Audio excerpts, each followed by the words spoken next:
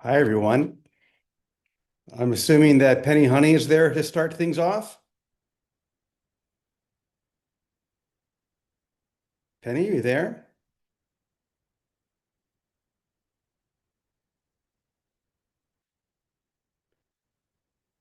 I guess I'll do it. Okay. So welcome, everyone. Penny, are you there? Yeah, I'm here. Okay. I'm here. Shall we? We can't see it properly, but okay. With enthusiasm and heart-centeredness, we say, my soul has but one goal: to awaken to the truth that is forever true. My heart has but one desire: to remember the passion of infinite bliss. My mind has but one focus: to embrace the reality that is forever real. I choose to awaken now to the infinite love that is my source. I give everything to this love, just as it has given everything to me. I am awake now.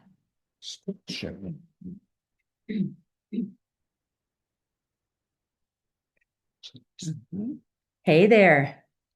Welcome to the Namaste Experience. Thanks for being with us this morning. I believe we're having a Jimmy pop in. Are you joining us this morning, Mr. Jimmy? I am joining you with wings on my shoes from beautiful Assisi, Italy. So grateful to be able to join with all of you and welcome. Wonderful to see Penny there and all of you, wherever you may be. Here in Assisi, it is just so beautiful being in the energy of Francis and Claire and just radiating this love. This is the perfect place for that. So I thought I would start things off and then I'll turn it over to Penny and to Vicky and let them take it from there. So what I would like to share is something that was given to me just yesterday by someone who's going to be joining us for this retreat that starts tomorrow. And it was given to him by the author. I'm not going to tell you who the author is until the end, only that this was given to my friend from the woman who wrote it. And I was so moved by it. I thought I really wanted to share it because I think it opens up a beautiful discussion for us here. So here it is. This is what my friend shared with me. The good news is there's no bad news. Vicky's going to love this. I can tell already. The good news is there is no bad news. There's nothing that isn't good news if you look at it in the right way, if you surrender completely, if you ask for the guidance to know what is really happening. There is no bad news. I imagine that Jesus saw goodness in all things. He received everyone with an open mind and open heart, and he realized that every experience is given by a friendly universe. Every experience is a gift. It's falling down, it's getting up. It's your everyday chores. It's the smell of fresh strawberries, the smell of rotting meat. It's the death of a loved one.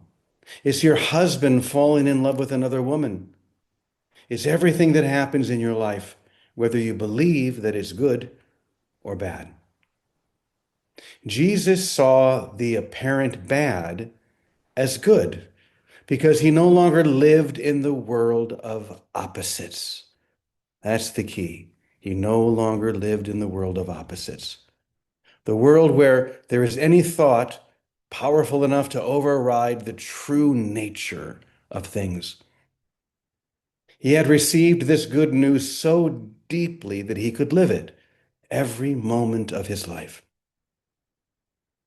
This is another way of saying that Jesus trusted God with all his heart.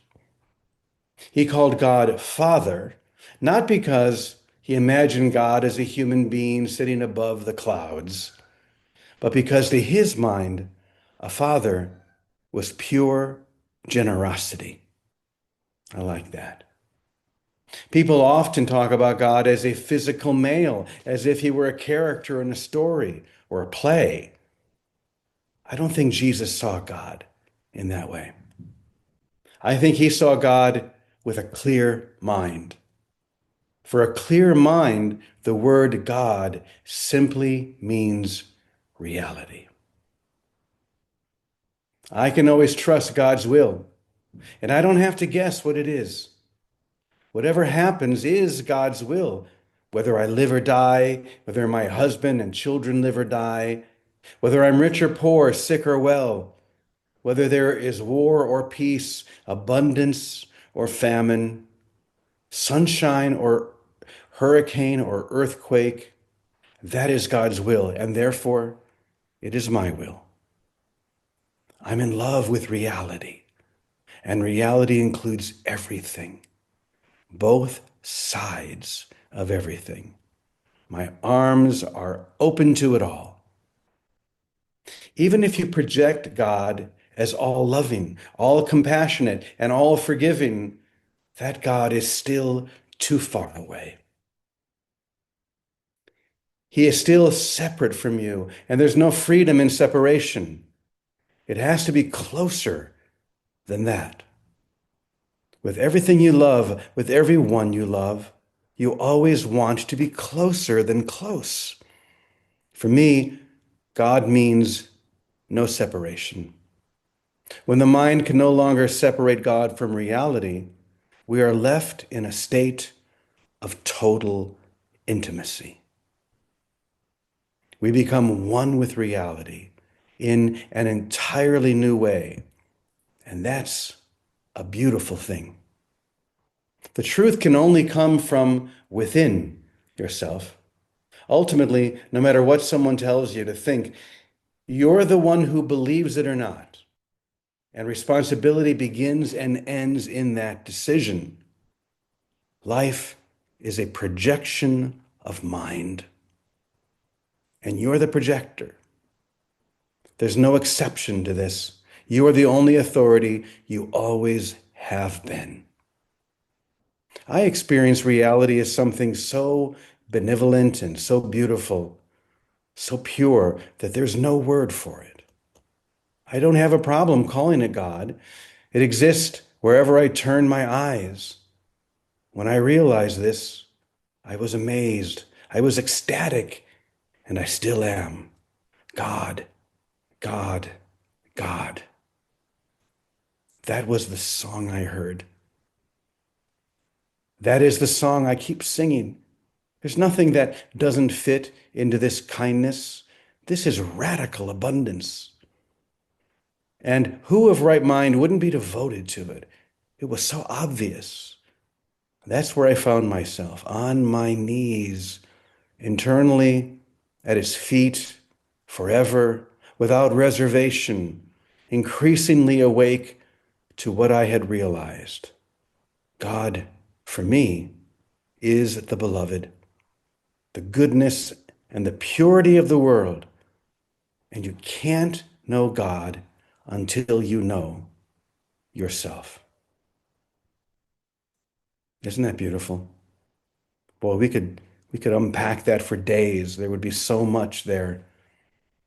But primarily this idea that there is no bad news anywhere. It's all good news no matter what. Thanks, Gail Rice. That was nice.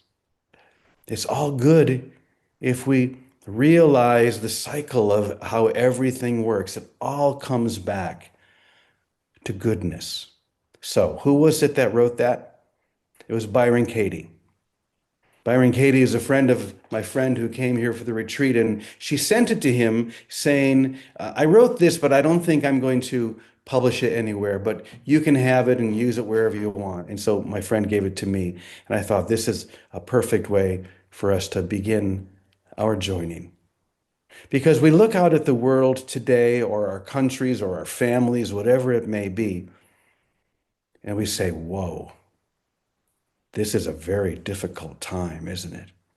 There's a lot of stuff going on I don't like, a lot of bad stuff. There is no bad stuff. It's all good because we are created from goodness. And no matter what happens, high, low, it doesn't matter at all. If I can keep a clear mind and see God not as something separate from me, but something that is so intimately linked with me and everything, everyone, every experience, high or low, good or bad, it's all God. I love how she says, God, God, God. That's the song that I sing. It reminds me of the beautiful prayer from Yogananda called God, God, God, which I've put to music a couple of times because that's the song that I sing as well. And that's a song for all of us to sing, whether we use the word God or beloved or universe or it doesn't matter. The words never matter. Just as what's happening out here never matters, it's what's happening here, the projector. What am I going to project out? My friend also told me that he had a friend, a Franciscan friend, who told him that one of the only things that you need to do to have a great life is to greet every single person who comes into your awareness, into your space, whether you know them or not. Treat every single one of them as if they are a long lost friend and you're seeing them again for the first time in years. I've been trying to do that here in Assisi, where it's pretty easy to do it. Maybe it's a little harder to do it in other places, but I would recommend it. I would recommend that you try it. Because when you wrap your arms around everyone and love them like you would an old friend that you love so much, what we heard from Byron gets very simple, very quick. Just love, love, love. That's all we need to do. So I will continue to love all of you from Assisi. We start our retreat tomorrow. I don't know if I'll have much time during the retreat to pop in, but I will do my best whenever I can. Maybe we'll be able to pop in with the whole group so you can say hello to everyone and be blessed by the experience here. But until then, I'm going to turn it over to Penny Honey first, and then she can turn it over to Vicky. And I would love to hear what you have to share about this beautiful section from Byron. Yeah. I love Byron Katie. Studied with her many, many, many years ago. What a joy. Thank you for sharing that, James. Don't we love these Jimmy Pop-ins? That's what we're going to call them, by the way. We're grateful to have you join us, and we're grateful also that Vicky is back today. So, interestingly enough, James, last night I sent Vicky a message and I said, radical acceptance. That's what's moving through me tonight. And the story about the farmer and the horse came up for me, right? So farmer has a horse. You guys have heard this. Horse works, does all this great service for the farmer. And, one day the horse ran away. Well, here come the neighbors. They all have an opinion. They all have a story. Oh, that's awful. Oh, how are you? What? Farmer says, could be good, could be bad. So a few days later, the farmer's going about his business. The horse returns, and with him, he brings a whole slew, a whole gaggle of horses. I think we call them a herd in reality, right? Oh, here come the neighbors. They've got an opinion. Oh, that's awesome. Look at that. That's great. Farmer says, could be good, could be bad. A few days later, his son gets the wild idea that he's going to break one of those horses, falls off and breaks his leg. Oh boy, here they come. Here they come. Oh, that's awful. We're so sad. But could be good, could be bad. A few days later, the king's men come around, conscripting young men for the war, and his son was bypassed because he had a broken leg. Here they come. Oh, that's awesome. And the farmer said, could be good, could be bad. It's exactly where we come from. That's how we'll experience it. The thoughts we're holding.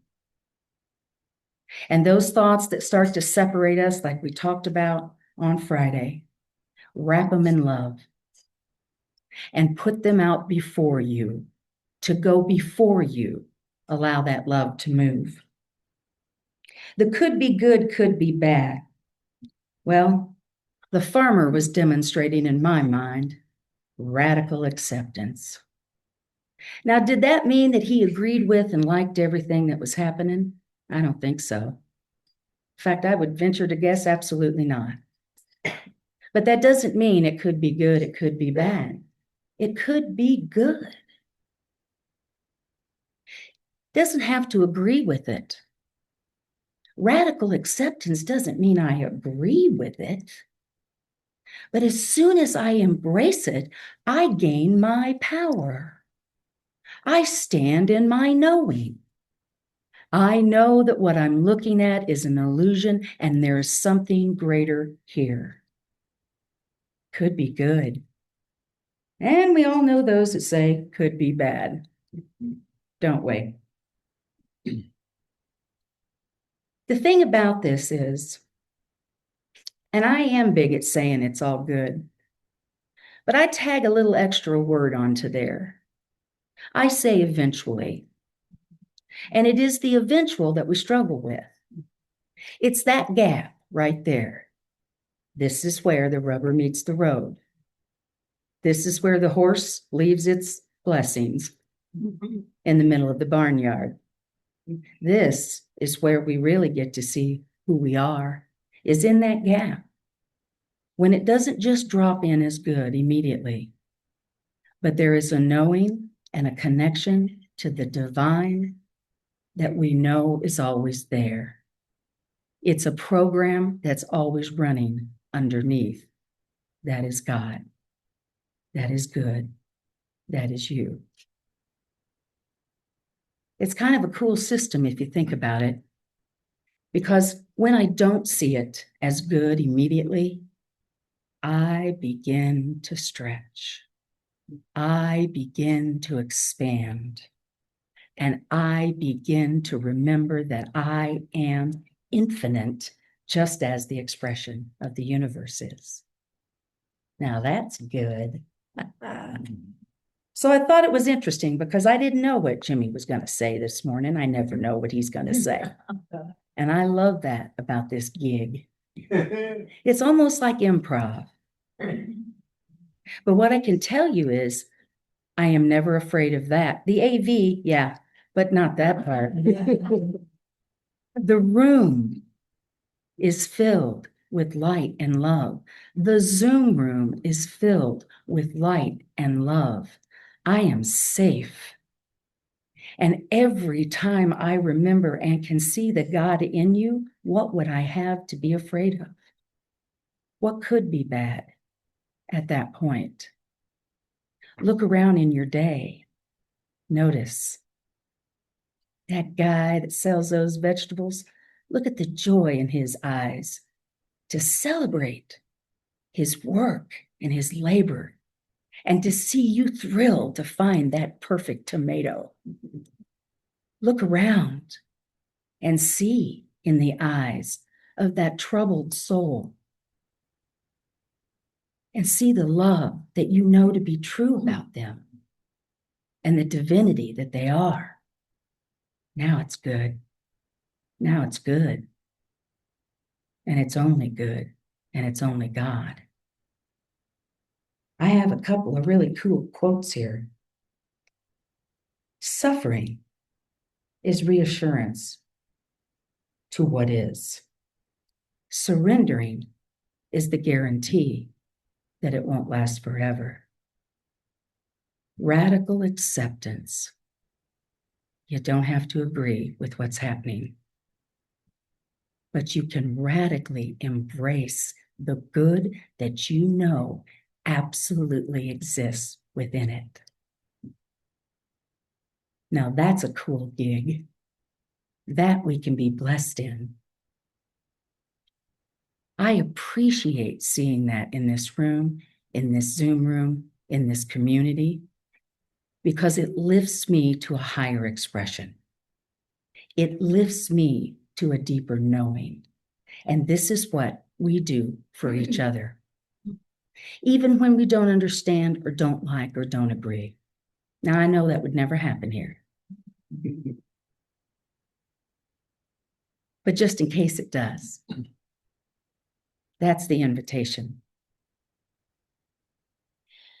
True acceptance is not saying yes to the content or the experience, but it's saying yes to the fact that it is happening. Adashante. Miss Vicky, why don't you take it from there? Why, thank you, Miss Penny. Thank you, Brother James. And so wondrous to see you in Assisi. Assisi is also my second favorite spot. I love St. John and I love Assisi too because it has that palpable experience. I'm not even going to say energy. It's an experience of peace like no other. It's an experience of that unconditional love, and it literally enfolds you. So any of you that can get over there, just hop the next plane or whatever. When you're called, go. Anyway, of course, I love that Byron Katie quote. There's no bad news. There's no bad news. That's the truth. Jesus had a lot of trouble with that a couple thousand years ago. And we have done our best to live into that this time around. He gave us a tool. I'm going to read you a line. This is good. This is one of those uncompromising sentences from the Course in Miracles. You ready? The sick are healed as you let go of all thoughts of sickness. Bam, right? And the dead, this is even better, the dead arise when you let thoughts of life replace all thoughts you ever held of death. Do you see how simple it can be? But it's not simple until each of us experiences it and does it. That means in the face of whatever is seems to be coming at you. Oh my gosh. And like Byron Katie says, in the Course and most every tradition, we're looking at projected thought. But whose projected thought? Mine, always mine, because we're not discrete little beings. We belong to the all, to the field of creation, to the field with Richard Rohr, the everything. Christ is everything. It's another name for the everything. But this everything is the fullness of the everything, not just little partial little being. The Christ in our mind is the force of being that can get reflected out. And that's what is happening in spite of appearances of darkness. Jesus didn't get upset. Jesus saw a lot of things that were troubling. He saw his cousin beheaded. He saw the Romans running things. He saw himself getting crucified, and he was steadfast. I'm here to do my Father's will. What is my Father's will? Only oneness, only love, only right now. And that's how we can do it. When we are hit by some tsunami of what appears to be, the broken leg, the broken this, the broken that, that's the time like no other to drop everything and stand still. Because every effort of doing, of making things better out here, is going to come from a desire to be one of the out here things rather than who we truly are. And every time we get that tsunami is the moment, if we can stay in it right now, of realization. It's that moment when we can say, okay, no matter what, I belong, I am, I am. I am love, only that. I am boundless. I am eternal. I let go of every thought of vulnerability because I am the part of this all, and it's all connected, but I can't find that out while I'm still trying to fix the outside appearance. So in the moment when I rush to fix it, if I can stop right where I am, when I hear of shootings, when I hear of war, when I hear of towers falling, here I am, Lord. My mind, Jesus says, listen, we have one responsibility. Do not compromise the idea of death in your mind. Don't buy it at all. It isn't so. It belonged to a mad idea that we forgot to laugh at.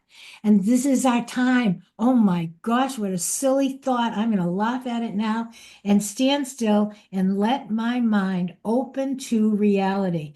That's an experience. And of course, he calls it a holy instant. Our lives are dedicated to living in a holy instant as a way of life. It's not just about one instant, it's about an abiding joy, not even happiness. It's about an abiding joy that is what we already are, that we allow finally into our awareness when we stop trying to fix the stuff out here. It's really that simple. As soon as we stand still, and any trauma, any tsunami or storm is going to do it, does it for me, anything, a cut, anything. Stop right there and take the experience of reality instead of the experience of appearances. The fundamental issue, this is about healing at the cause level. That's why it's not about laying hands on people and seeing them get up. This is not that time. In this time, it's about correction at the cause level of the most ordinary being, each one of us. Each one of us is powerful. That's where we take dominion. We take dominion over our thoughts. No compromise, radical acceptance of life, radical acceptance of only love, only God, always, only now it can happen. So we love you, Brother James. Love you, Penny. Thank you, everyone. I love you. I missed you all, and I'm happy to be home. Thank you, Vicky. And Thank thank you, you. Penny. Thanks to all of you. Thank you, Now we James. go on live this. There's so many things that we've heard, so many beautiful expressions, but now we have to put it into practice. And part of that is just to watch our minds, watch them like hawks, to recognize when we are imagining something that is wrong or something that we wish to be different. And then remember this lesson. It's all right. It's all perfect. It's all right now. It's all love, every little bit of it. And to that, we say, Amen, Amen, Amen y punto. Love you all. Have a beautiful day. Namaste. Namaste.